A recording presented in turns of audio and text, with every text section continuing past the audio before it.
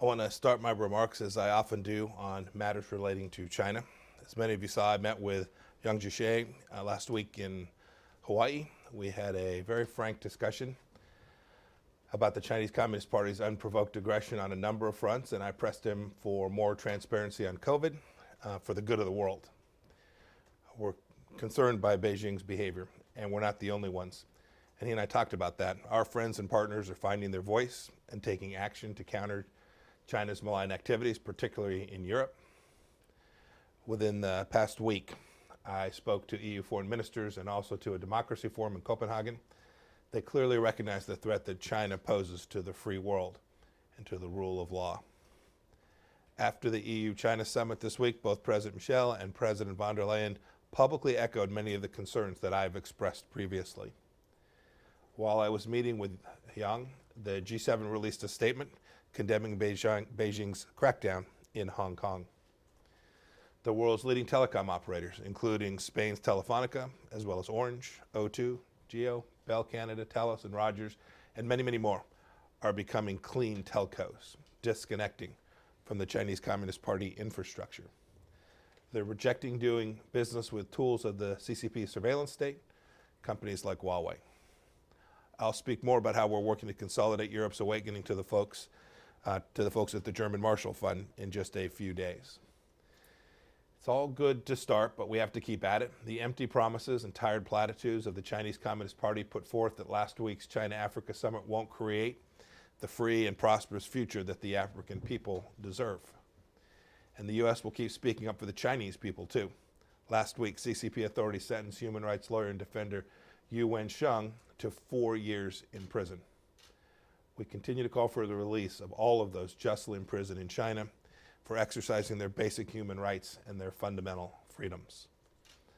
Last item on China, a positive one in case you all think I only criticize them. The CCP is raising the protected status of pangolins and removing them from its official list of animals used for approved traditional medicines. I think that's great news. I called on the CCP to take similar steps to respond to other endangered species and shut down high-risk wildlife wet markets permanently. Moving on, today I have Nathan with me. We're releasing our annual country reports on terrorism. I hope everyone sees that this administration has taken on terrorist threats that other administrations simply downplayed. We designated the IRGC, including its Quds Force, as a terrorist organization, the first time the authority has ever been used on a foreign government. We kept pressure on Iranian proxies like Hezbollah by encouraging our partners to designate or ban them, as Paraguay, Argentina, and now the United Kingdom did just last year. Last year, too, we held the first of 2 ministerials focused specifically on counterterrorism in the Western Hemisphere. No administration has forged closer ties in our hemisphere and alliances working on important problems like counterterrorism as we have done. The Defeat ISIS coalition has remained strong. It's completed the destruction of the so-called physical caliphate in Iraq and Syria. And thanks to our great U.S. military, Abu Bakr al-Baghdadi is dead. Now, to be clear, there's still counterterrorism work to do. ISIS and al-Qaeda branches and affiliates in Africa, Venezuela, and Cuba, cozy ties with terrorists, and increasing ELN attacks in Colombia are problems that remain. But we're undaunted in our pursuit of bringing terrorists to justice. I'm pleased today to announce that the State Department has increased our reward offer, now up to $10 million, for information about the location of the new leader of ISIS. Coordinator for counterterrorism sales will today spend some time with you, talking you through his team's report. He's here with me to answer all of the questions you have. I mentioned previously for a moment the Maduro regime. A few comments on Venezuela. Over the last 2 weeks, the illegitimate Venezuelan Supreme Court has decreed a new regime-aligned electoral commission and stolen the name and branding of 2 major political parties, replacing their leadership with Maduro's lackeys. These are unconstitutional actions. They make a mockery of democratic processes, and the Venezuelan people are fighting to protect those very freedoms that they so richly deserve. The best pathway out of the Venezuelan crisis is through a broadly acceptable transitional government to administrate free and fair presidential and parliamentary elections. The Maduro regime has also mismanaged Venezuela's abundant natural resources to the point that a country with one of the world's largest oil reserves must import gasoline from Iran. Today, the United States is sanctioning 5 Iranian ship captains who delivered around 1.5 million barrels of Iranian gasoline to Venezuela in support of the illegitimate Maduro regime. These captains' assets will be blocked and they won't be able to operate in U.S. waters. Mariners who do business with Iran and Venezuela will face consequences from the United States of America. We will continue to support the National Assembly Interim President Guaido and the Venezuelan people in their quest to restore democracy. Turning to another rogue actor, the Islamic Republic of Iran. Last Friday, the IAEA Board of Governors adopted a resolution calling on Iran to provide the IAEA inspectors the information and access it's obligated to provide. I want to thank Director Grossi and his team for their faithful work. Iran's denial of access to IAEA inspectors and refusal to cooperate with the IAEA's investigation of potentially undeclared nuclear material and activity raises serious questions about Tehran's efforts and what it is precisely that they are trying to hide. Iran's refusal to cooperate is wholly separate from the JCPOA. This is simply about whether Iran is honoring its own legally binding safeguards obligations. If Iran fails, if it fails to cooperate with the IAEA obligations, the international community must be prepared to take further action. Today, Special Representative Hook is briefing members of the United Nations Security Council on our diplomacy to prevent the arms embargo from expiring on Iran in October of this year. Without action, on the 18th of that month, Iran will be able to purchase advanced weapon systems and become the arms dealer of choice for terrorist and rogue regimes all throughout the world. This is unacceptable. Iran has been under arms restrictions by the United Nations since back in 2007. And one of the greatest failures of the Iran nuclear deal was to allow these restrictions to expire without regard to how the regime behaved. The resolution that we will present to the UN Security Council would extend the conventional arms embargo on the leading state sponsor of terror. Our focus now is to work with the Security Council to pass this resolution. But in the event it doesn't happen, I would remind the world that the Obama administration's officials said very clearly that the United States has the unilateral ability to snap back sanctions into place. 2 quotes. First, from President Obama, he said, if at any time the United States believes Iran has failed to meet its commitments, no other state can block our ability to snap back those multilateral sanctions. And then my predecessor, Secretary Kerry, said, look, if we're not happy, we can go to the Security Council, and we alone can force a vote on snapping back those sanctions. The legal options in the Security Council are clear. Our great preference is to have a council resolution that would extend the arms embargo, but we are determined to ensure that that arms embargo continues. To change gears just a bit, and then I'll take some questions. We also assert ourselves as a force for good throughout the world. It's not just about the dangers we face. Last week, we released an additional $93 million to boost COVID assistance throughout the world, bring the State Department and USAID's assistance total to more than $1.3 billion, across more than 120 countries.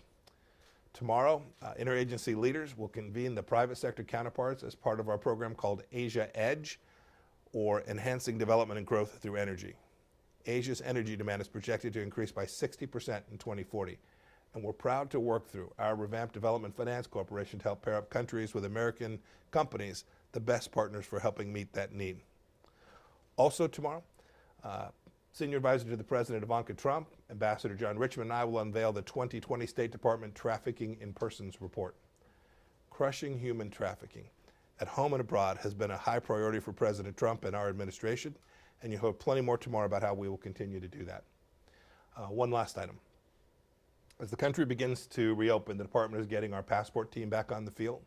In the coming weeks, they will aggressively tackle applications that were put on hold because of the pandemic and provide fast and efficient service for Americans that they rightfully expect. I'm now happy to take some questions. Hey, Rod. Welcome. Thank you. Hi, good to see you. Good to see you too, Mr. Secretary. The Iranian President Hassan Rouhani said that Iran has no problem with talks with the United States, and I quote, only if the United States fulfills its obligations under the nuclear deal, apologizes and compensates Tehran for its withdrawal from the 2015 deal. Your response, sir? Yeah, I mean, that's not remotely serious. The United States has been clear about our expectations. We've been clear about our goals. We ask the Islamic Republic of Iran to behave like a normal nation. We're happy to engage in conversations with them when the time is right. But the conditions that suggest somehow we'd give a bunch of money to the Iranians so they can foment terror around the world is simply ludicrous. It's just not how this administration behaves. Michelle, go ahead. Thank you. Good morning, Mr. Secretary. Thank you for doing this. Good morning. First, Sudan or Sudanese foreign minister is saying that the country is nearing a deal with the U.S. Regarding the compensation for the families of victims of embassies bombing. Is this accurate? Are you close to a deal? On Libya, are you willing to for a regional conflict in Libya between Turkey and Egypt specifically, and on Lebanon?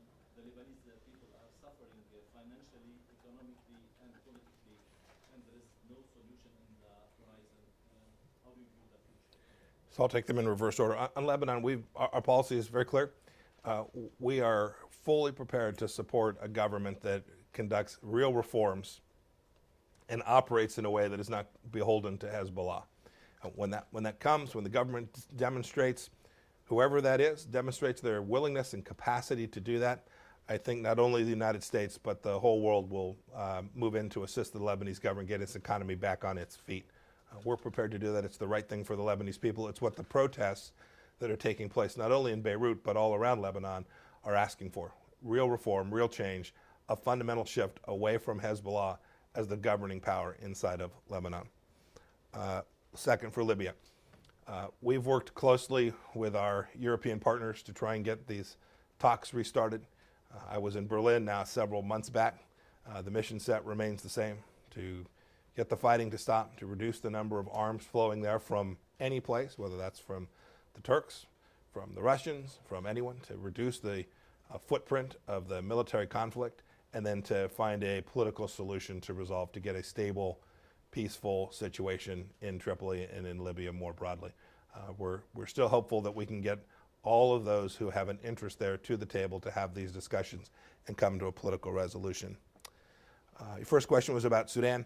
I spoke with the Prime Minister just a couple of hours ago. We're working very closely with them to try and come to a solution so that we can get the right outcome for their new leadership and for the Sudanese people. I don't have any details that I can share with you, only that my team on the ground there is working very closely with the Sudanese leadership to try and get a really good outcome, and I'm hopeful that that will be forthcoming in the weeks ahead. Kirsten?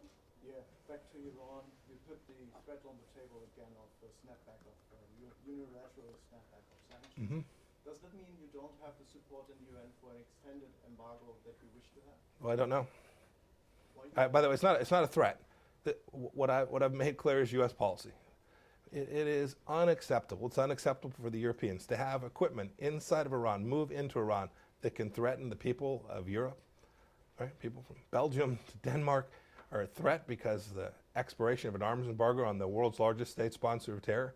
I'm hopeful that the whole world will accept the proposition that this arms embargo needs to be extended. There'll be an arms merchant too. Not only will they take weapon systems in and purchase high-end weapon systems from Russia and China, but they'll sell their weapon systems all across the world too. This is a rogue regime. They shouldn't have the capacity to do that, and I am very hopeful that the whole world, when we come to the point when this decision must be made, that they will come to the same understanding that the United States has, that this is dangerous for the world for this to have expired. Can I have a follow-up on this? Sure, go ahead. You said you don't know. Does it mean you don't know you have enough support in the UN, or does it mean you don't know how the Europeans and the Russians and the Chinese will act? We are out working diligently to make sure everybody understands the risk that's associated with the arms embargo expiring. This is really dangerous for the whole world, for the region. The Gulf states know it too. There's tremendous support for what it is we're trying to do. I think all but a couple of nations understand that this should not expire, and there's going to be a discussion about how it is that we extend it. Amira, last question. Hello, Mr. Hi. Secretary. Hi. Israel may be annexing parts of West Bank and Jordan Valley in a week, and Jordan has said annexation could kill its peace treaty with Israel. UAE's ambassador to the U.S., Otaiba, said it would end any hopes of normalizing relations with the Gulf and Arab states. So my question is, how concerned are you about the potential ramifications of annexation, and do you favor an incremental approach or an immediate annexation of 30% as proposed in the White House peace plan? And very quickly, are you trying to discourage or encourage European nations to keep the United States off a list of countries for travel ban? They said that they're not looking to open travel with U.S. when they reopen next month. And how can you argue that given the high rate of COVID here? Thank you.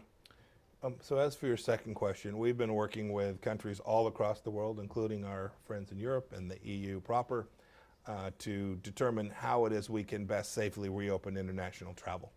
It's important for the United States to get Europeans the capacity to travel back to the United States. It's important, very important for the Europeans to fully reconnect with the American economy as well. I think leaders all across those two places understand the importance of this. And so we've been working with them for quite some time on this. I am confident that we will find a set of conditions that create sufficient health and safety protections, sufficient travel opportunity that will get the private sector. That's important in this too. We have to make sure that we have all of the elements in place to reopen travel between the EU and the United States. We're working on finding the right way to do that, the right timing to do it, the right tactics to have in place.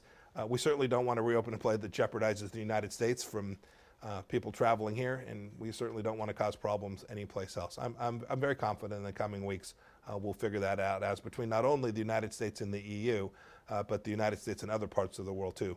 The State Department, Department of Transportation, Homeland Security are all working to develop plans and methods by which we can begin to get global travel back in place. Your first question was about Israel. We unveiled a Middle East peace vision some number of months ago now, and we're continuing to work down that path. The decisions about Israeli and extending sovereignty to other places are decisions for the Israelis to make. And we are talking to all of the countries in the region about how it is we can manage this process forward. Our end state objective is, I think, the objective that the Prime Minister has certainly acknowledged he wants, right? He wants our Middle East peace vision to be successful. The Gulf states have all indicated that they are hopeful that we can put that in place. I regret only that the Palestinian Authority has refused to participate in that. Right? They simply have rejected this out of hand. We simply ask that they come to the negotiating table based on what's outlined in the vision for peace, and they have chosen not to do that. They've chosen to threaten, to bluster, to assert that they're going to deny the ability to do security properly. That's not good for the Palestinian people. It's dangerous for the people that live in those places too. What we've asked is for them to come together, for Israel and the Palestinian people to come to the table, to negotiate a path forward and to find a resolution to this decades-long challenge. I remain hopeful that in the coming weeks we can begin to make real progress towards achieving that. Great. Thank you all very much. Have a good day. If you guys can, we're having a little bit of technical difficulties. Thank you, sir. Yeah. So we're going to mic that here. Thank you all. Thanks, Nathan. Begins. Thanks, sir. So sorry, just give us a second.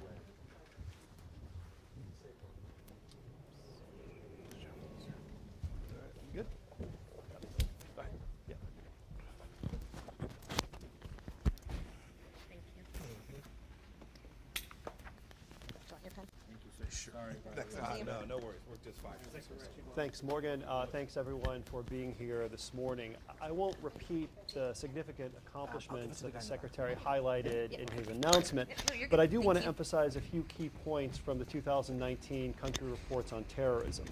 In short, the United States and our partners took major strides last year to defeat and degrade international terrorist organizations. In Iraq and Syria, we destroyed ISIS's so-called caliphate and eliminated its leader. Now we're taking the fight to ISIS and al-Qaeda affiliates around the world, intensifying our efforts to ensure that we are able to protect American lives and American interests globally. We're particularly focused on Africa.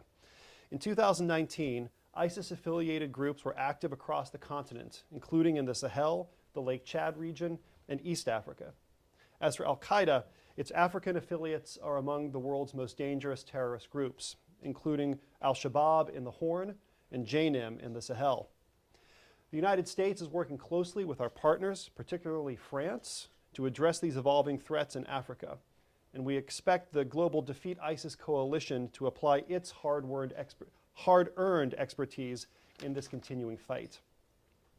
It won't be a surprise, as the Secretary mentioned, that Iran remained the world's worst state sponsor of terrorism in 2019. Through the malevolent actions of the IRGC and terrorist proxies like Hezbollah in Lebanon and Katib Hezbollah in Iraq, Iran continued to use terrorism as a basic tool of its statecraft, not only in the Middle East but around the world.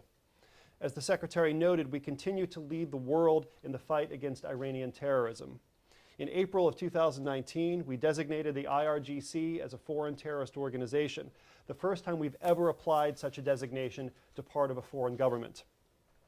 And throughout the year, countries in Western Europe and South America joined us in designating all of Hezbollah as a terrorist organization, rejecting the false distinction that the group can be divided into a political wing and a military wing. That effort continues. Germany just banned Hezbollah in its entirety a few months ago, and the Austrian parliament recently enacted legislation calling for tougher action against the group. Let me briefly highlight a few more significant accomplishments from 2019. In September, President Trump issued an order enabling the State and Treasury departments to more effectively sanction the leaders of terrorist organizations, as well as those who train for terrorism. It was the most significant update and expansion of our terrorism sanctions authorities since 9/11. Another major effort was the repatriation, prosecution, and rehabilitation of ISIS fighters and family members to make sure they can never again return to the battlefield. The United States is leading by example, bringing back our citizens and prosecuting them for any crimes they've committed. As of December 2019, the United States had repatriated a total of 23 Americans from Syria and Iraq, 8 adults and 15 children, with 6 of the adults facing criminal charges. The United States also played a major role in building our partners' capacity to detect, disrupt, and dismantle terrorist networks. We provide capabilities that no other government can match, and we want to be the security partner of choice. Our ultimate goal is to enable governments on the front lines to address the terrorist threats they face without needing to rely on the United States for continued assistance. Early in this administration, we identified key priorities and efforts to synchronize, strengthen, and expand the actions needed to counter terrorist threats using all tools of national power, both civilian and military. The resulting successes are clearly reflected in this year's country reports on terrorism. And with that brief summary, I'd be happy to answer some questions. Kylie, go ahead. Hi, thanks for doing this, Ambassador. 2 questions for you. I haven't been able to look through the full report yet, but last year the report talked about ISIS growing and evolving worldwide. I know that you just discussed the caliphate of ISIS being gone in Syria and Iraq, but worldwide, what's the update? Has it grown or has it shrunk since last year?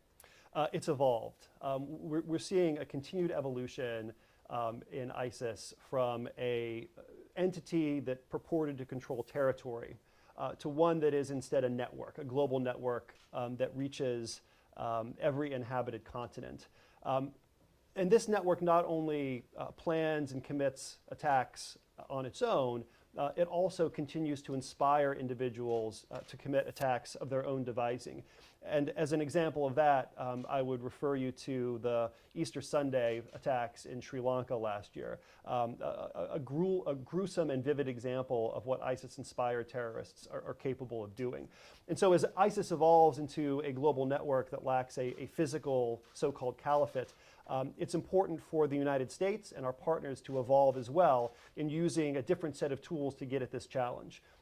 Sometimes military force is the appropriate tool. We saw that in Syria and Iraq.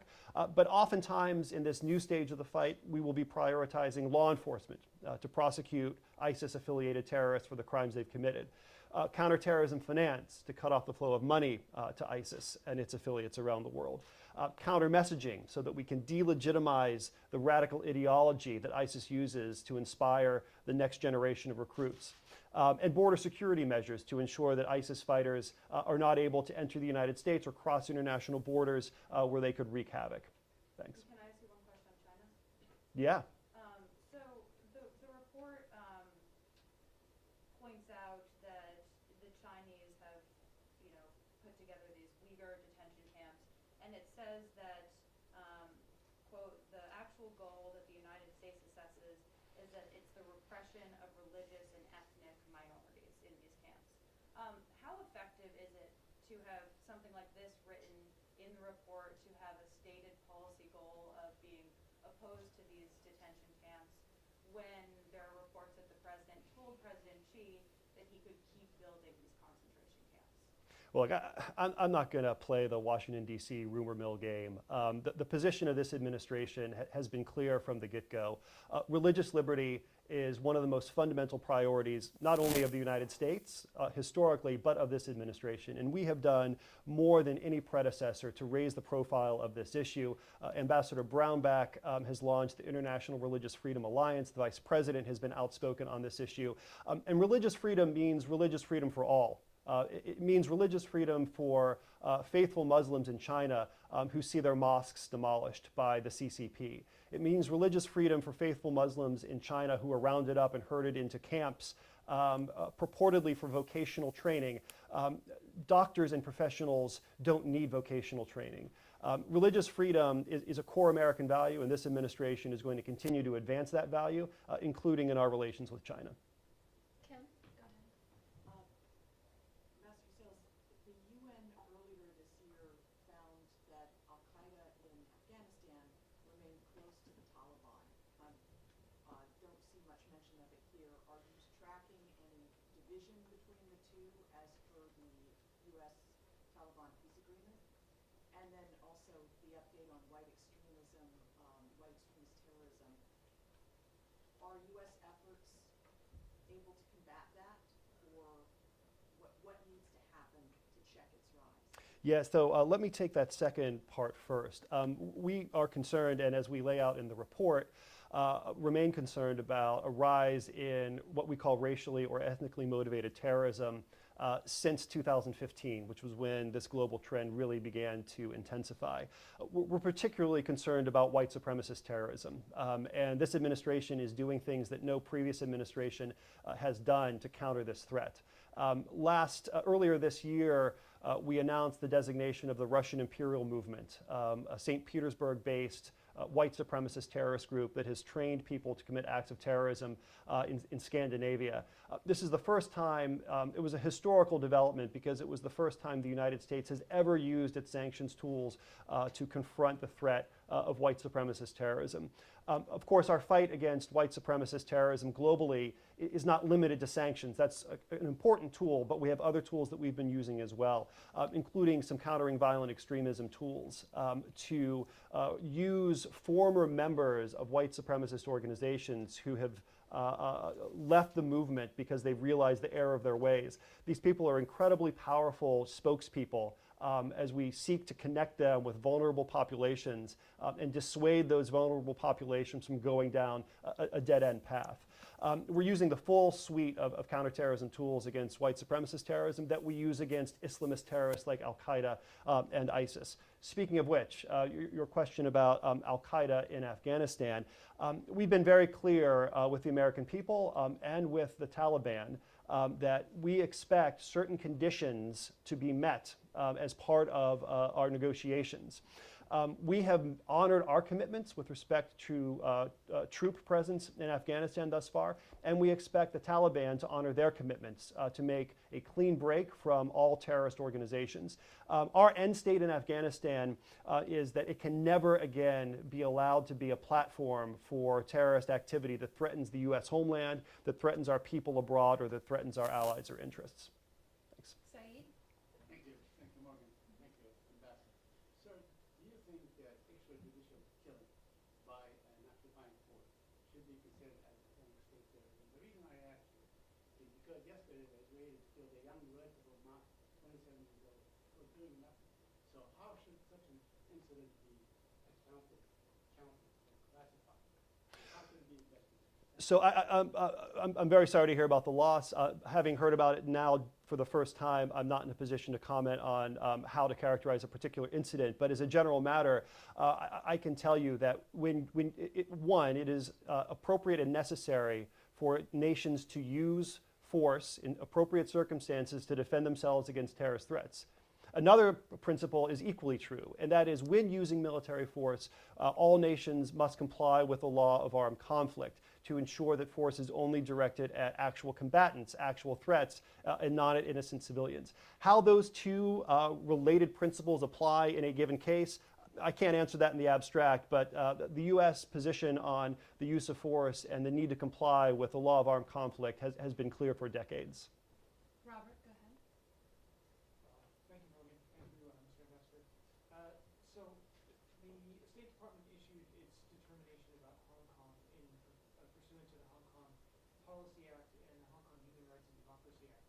And the determination was that Hong Kong was not sufficiently autonomous to enjoy differential treatment with respect to how the State Department treats China.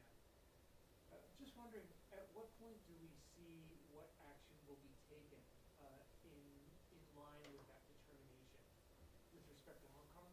And a follow-up question is, our understanding is that there are also supposed to be a separate report on Hong Kong's export controls, and so we're wondering when we might see that report. So on the second, I don't have anything to share with you on that, but if you follow up with us offline, I'm sure we can connect you with the right people who are tracking that. Hong Kong has been a bastion of liberty, and Hong Kong's prosperity is intimately connected to its status as a beacon of liberty.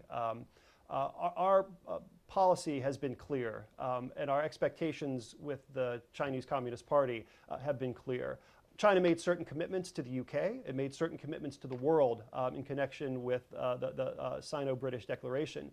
We expect China to live up to its commitments. We expect China to honor its word and allow the people of Hong Kong to continue to enjoy the liberties and therefore the prosperity that have made Hong Kong the envy of that part of the world and indeed the rest of the world.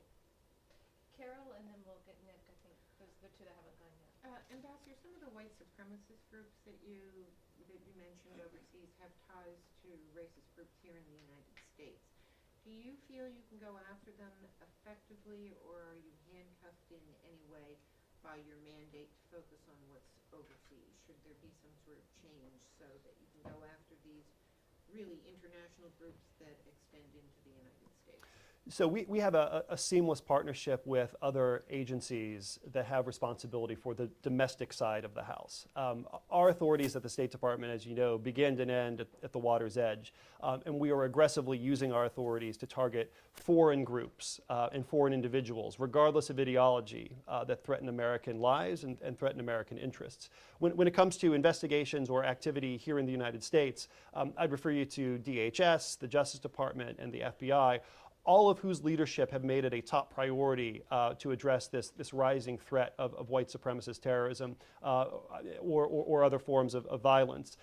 This is a priority that this administration has put at the top of the queue. As I said, this trend began in 2015, but it took several years. It took this administration coming into power to really prioritize stepping up efforts against this threat here, in the case of the FBI and DHS, but also abroad where this department comes into play. Nick, go ahead. Thank you, Ambassador. Thanks, Morgan. Can I go back to Afghanistan and then one quick one on Syria and Iraq? To Kim's particular question, have you seen ongoing connections between Al-Qaeda and the Taliban as part of this report? And on Syria and Iraq, you mentioned that there are places where you're working on law enforcement with ISIS, and of course with the military. Does the report detail how ISIS took advantage of some political vacuums in Iraq and some of the protests in Iraq in order to expand? And how is the U.S. countering that, mostly with the military, but you could expand on that? Sure. On Afghanistan, I can't comment on any intelligence matters, but our position is not a secret. It's not a secret to you or the American people, nor is it a secret to the Taliban. We expect the Taliban to live up to the commitments they have made, including a break from any terrorist organization that operates in Afghanistan that could threaten the United States. We'll be monitoring very closely to ensure that the Taliban does in fact live up to its commitments and its obligations under the agreement. With respect to ISIS in Iraq, we've, as I said, destroyed the caliphate, as the Secretary said, destroyed it in its entirety. But the ISIS threat still remains. And so we have to be very mindful of the need to keep up the pressure. I've talked about ISIS networks around the world, and that it is true with respect to those networks. But we also have to keep our eye on the ball in Iraq, in Syria, to prevent any ISIS remnants from reconstituting, to prevent them from continuing attacks.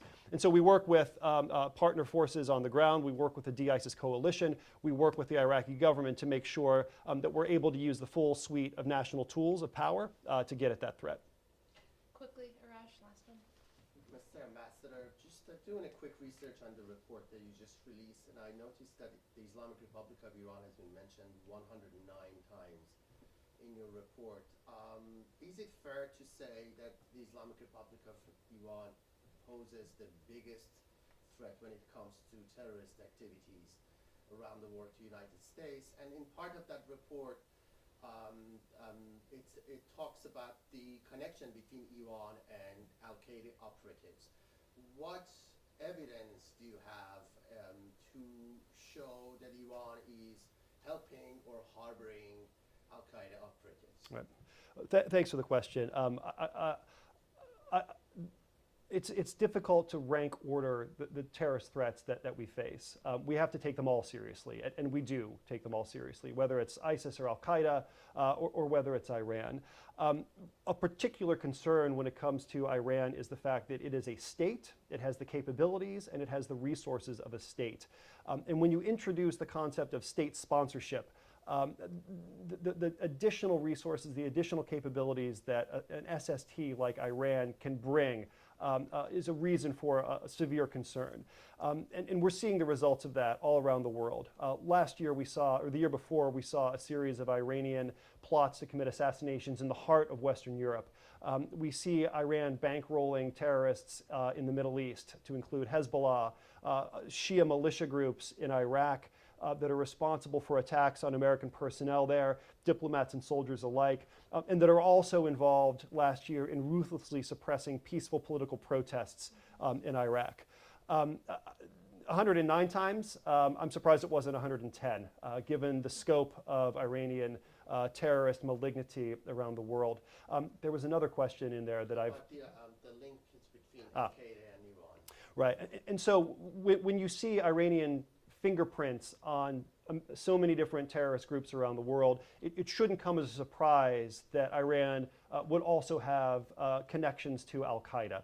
I can't comment on intelligence matters, but what we have said publicly in the past is that after 9/11, Iran failed to comply with its obligations to take into custody and extradite for prosecution Al-Qaeda operatives who were linked to the attacks. More recently, we have said publicly that Iran has allowed Al-Qaeda operatives freedom of movement within Iran to enable the movement of fighters and money into conflict zones in neighboring countries. If Iran wants to rejoin the community of responsible nations, here's a start.